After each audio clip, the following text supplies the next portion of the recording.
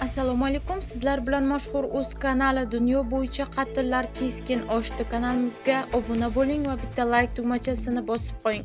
2024-yil o'lim jazolari soni so'nggi 10 yil ichidagi eng yuqori darajaga yetdi. Bu haqda Amnesty International inson huquqlari tashkiloti bayonot berdi.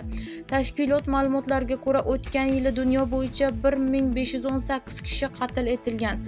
Bundan oldingi eng yuqori ko'rsatkich 2015-yil 1634 kishini tashkil etgan.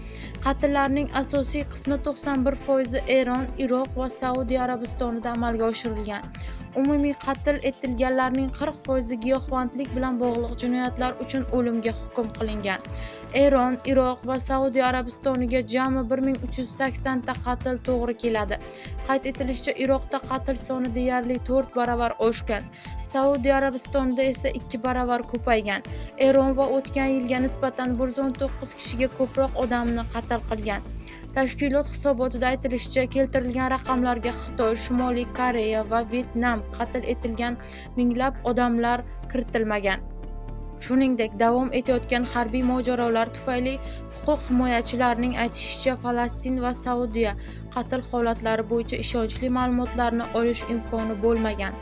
Shunga qaramay, Amnesty International'ning qayd etilishicha, 2024-yil o'lim jazolari atigi 15 davlatda ijro etilgan. Bu esa tashkilot tomonidan ketma-ket 2 yil qayd etilgan rekord darajadagi past ko'rsatkichdir.